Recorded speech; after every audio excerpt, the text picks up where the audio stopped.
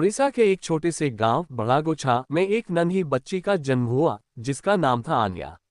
जन्म के कुछ ही समय बाद एक दुर्घटना में उसने अपने माता पिता को खो दिया। उसके जीवन की शुरुआत ही संघर्षों से भरी थी, लेकिन उसकी आंखों में एक अदम्य चमक और हृदय में असीम साहस था। आन्या को उसके चाचा चाची ने अपने घर में शरण दी, हालांकि वे उसे अपने परिवार का हिस्सा मानने में असमर्थ थे। घर के कामों में उसे दिन रात खटाया जाता और पढ़ाई के लिए उसे समय नहीं दिया जाता। लेकिन आन्या की सीखने की लालसा कभी कम नहीं हुई। रात के सन्नाटे में जब सब सो जाते तो वह चुपके से किताबें पढ़ती जो उसने गांव के स्कूल से उधार ली थीं। गांव के स्कूल में एक शिक्षक थे, श्रीमान शर्मा, जो बच्चों को निस्वार्थ भाव से शिक्षा देते थे। उन्होंने आन्या की प्रतिभा और उसकी कठिन परिस्थितियों को देखा। एक दिन उन्होंने उसे बुलाया और कहा, आन्या, तुम्हारी आंखों में ज्ञान की प्यास है, मैं तुम्हारी मदद करना चाहता हूँ। आन्या ने नम्रता से उत्तर दिया, गुरुजी, मैं पढ़ना चाहती हूँ, लेकिन घर के कामों से समय नहीं मिलता। शर्मा जी ने मुस्कुराते हुए कहा, तुम्हारी मेहनत और लगन देखकर मैं प्रभावित हूँ। स्कूल के बाद तुम मेरे घर आ सकती हो, मैं तुम्हें अतिरिक्त पढ़ाई में मदद करूंगा। इस प्रकार आन्या ने शर्मा जी के मार्गदर्शन में अपनी पढ़ाई जारी रखी। वह दिन में घर के काम करती और शाम को शर्मा जी के घर जाकर पढ़ाई करती।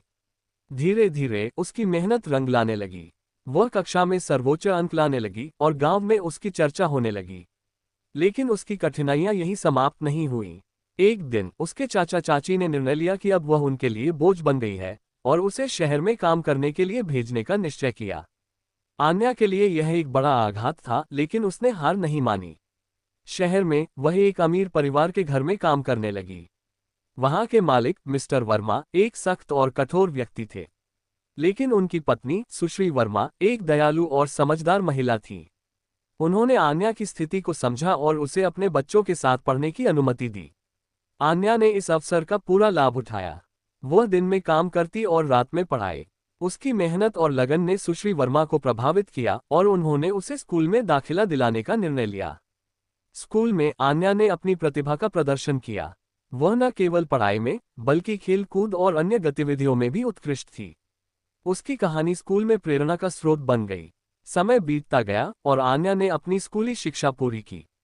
उसने उच्च शिक्षा के लिए छात्रवृत्ति प्राप्त की और शहर के प्रतिष्ठित विश्वविद्यालय में दाखिला लिया। वहां भी उसने अपनी मेहनत और समर्पण से सभी का दिल जीता। विश्वविद्यालय के अंतिम वर्ष में उसने एक परियोजना के तहत अनाथ बच्चों के लिए एक शिक्षा कार्यक्रम शुरू किया। उसने अपने जैसे बच्चों की मदद करने का संकल्प लिया जो संसाधनों की कमी के कारण शिक्षा से वंचित रह जाते हैं। उसकी पहल ने समाज में एक नई लहर पैदा की। लोगों ने उसकी सराहना की और कई लोग उसकी मदद के लिए आगे आए। आन्या की कहानी मीडिया में भी आई और वह एक प्रेरणा स्रोत बन गई। एक दिन एक पत्रकार ने उससे पूछा, आन्या, आपके जीवन का सबसे बड़ा सबक क्या है? आन्या ने मुस्कुराते हुए उत्तर दिया, जीवन में कठिनाइयां आएंगी, लेकिन हमें कभी हार नहीं माननी चाहिए। मेहनत, समर्पण और आत्मविश्वास से हम किसी भी बाधा को पार कर सकते हैं। आन्या की कहानी इस बात का प्रमाण है कि यदि हमारे अंदर दृढ़ संकल्प और मेहनत करने की इच्छा हो तो हम किसी भी परिस्थिति में सफलता प्राप्त कर सकते हैं। उसकी यात्रा संघर्षों से भरी थी, लेकिन उसने हर चुनौती का सामना साहस और धैर्य से किया और अंततः अपने सपनों को साकार किया।